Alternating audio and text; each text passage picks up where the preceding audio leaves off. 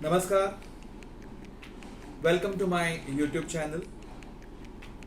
I am RVD and a very warm welcome to the next video of my playlist, a course on analysis of algorithms. So far, we have seen the basics of complexity. We have seen the types of complexity like time complexity and space complexity. And we have also understood how exactly we can calculate the time complexity.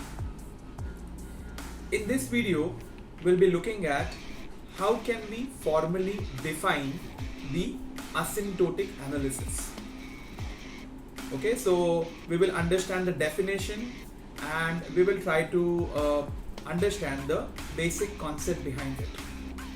Okay, before we move ahead, I would request all of you to do subscribe my channel if it is not being subscribed yet, and those who have already subscribed, thanks a lot for your support. I will request all of you to please visit all my playlists which are currently running. The one which you are currently looking at is a video from course from analysis of algorithm. The other playlist I have is a course on data structure. Then we also have a playlist about placement interview questions on data structures. Then we have another full course series, which is a playlist which is a course on C programming. And I have my another playlist which is people with passion. So a lot of things are already being uploaded. A lot of videos are already available. So I request all of you to please explore all the playlists. So let's move on to the current topic. So in this video, we will be looking at the third topic. Topic number 3 is asymptotic analysis. Fine, so let us start with the very first basic concept, that is comparison of growth. For that, we'll take some functions, like let us have f1 which is 500n plus 1. Let us have f2 which is 2 lakh log n plus 2, and f3 which is n square plus 1. Now for the time being, for the matter of comparison of growth, that plus 1, plus 2 and the plus 1 for the third one can be kept aside. You can overlook them and you can try focusing on these the terms, okay, which is going to give you the growth. Okay, so 500n, 2 lakh log n, and then n square. Now what happens for the smaller values of n? Let's say if n is equal to 10, f1 is going to be 5000. f2, if I take log 10 to the base 10, it will be 2 lakh. And f3 will be 10 square 100. You can see it looks so cute, so small value. That is because it does not have any coefficient beside that. So if I take, let's say for small n, okay, what happens for small n? I will say f3 is better because it does not have any coefficient. Fine, you have seen the value for n equal to 10, f3 had given the least value. Now if you look at n equal to 500, see f1 is 500 into n, that is 500 into 500, whereas my f3 will also be 500 into 500. So I can say at n equal to 500, my f1 is equal to f3. But if you take any value of n greater than 500, okay, for f1 the coefficient 500 is going to stay as it is, but for f3 n square will increase both the sides. So for all values of n greater than 500, I will say f1 is better than f3. Okay, so as you can see, even though my f3 we didn't have any coefficient, we could reach up to a value where your f1 became better. Now f1 f2 also somewhere they're going to meet. We can very well find the value by calculation. Okay, if I take, let's say n equal to 1000, then my f1 will be 5 lakh, whereas my f2, if I take, let's say log of 1000 to the base 10, will be 3, so 6 lakhs. You can see f2 is still greater, but see the difference. So if I take, for larger values of n, let's say n is equal to 10,000, f1 becomes 50 lakhs and f2 will be merely 8 lakhs. So for larger values of n, f2 is the best. That's what we can conclude. So as you can clearly see, as and when we try to increase the value of n, okay, you will obviously be getting more clear analysis. Right? So for larger value of n, when you've gone for larger values of n, your coefficients obviously they do not matter, and what matters is the growth. Right? So that's the basic concept of comparison of growth. Now let us move on to the concept of asymptotic analysis. Okay, we will be making use of a graph before we formally define, okay, this particular concept. So let me have a y-axis and x-axis being drawn, okay, and we'll try to correlate them so that we'll understand the concept of growth. So on x-axis we will be presenting number of inputs, that's the value of n, and on y-axis we'll be representing time.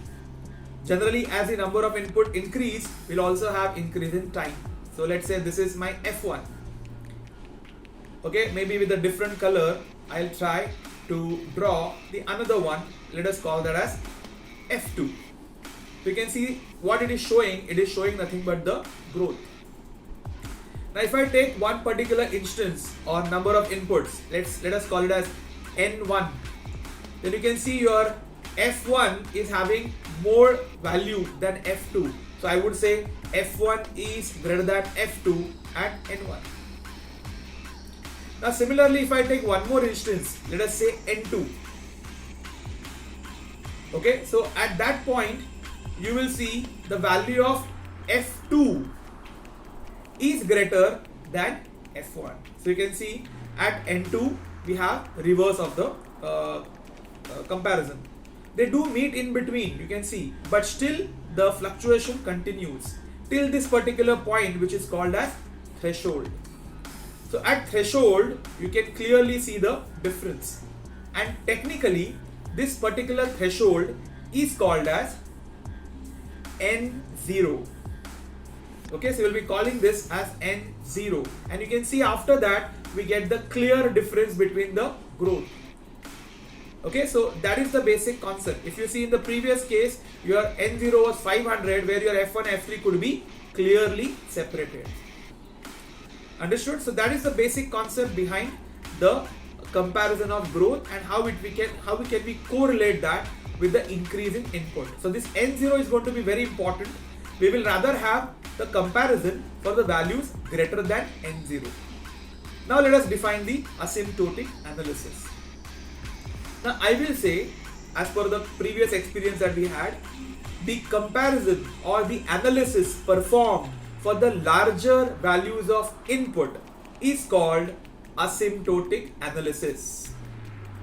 Now when we say the larger values of input, now we clearly know it is for all the values of n greater than or equal to n0. Fine, so this is how I'll be able to define. Let us take an example. When we say, we are actually correlating the two functions and their growth, I'll have n square and 2 raised to n being compared for some values of n.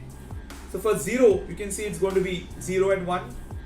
For 1, it will be 1 and 2 raised to 1 is 2.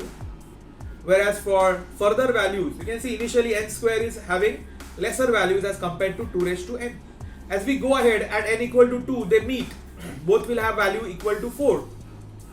But if you go further, for n equal to 3, n square gets increased. N square is 9, 2 raised to n is 8. Can you see f1, f2 is crossing? Even if they do meet, there is a fluctuation. But now we get a value n equal to 4. Now n square is 16, 2 raised to n is also 16. As we move ahead now, n square will always have a lesser value. Let's say 25 here, 32 here, then 36 here, 64 here, and so on. So we can clearly see when we compare n square, okay, which is obviously having the lower growth as compared to 2 raised to n, which is having the higher growth, but we get to know that only after crossing 4. So what is my n0 here? My n0 is 4.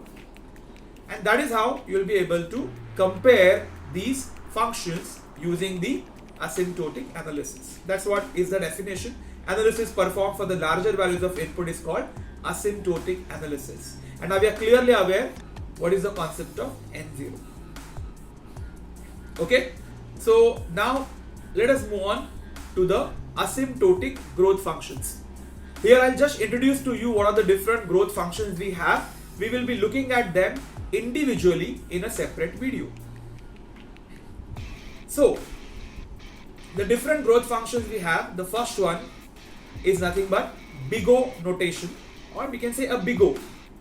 Okay, what is that? We'll see that later on. Next is omega, and the third one is called theta.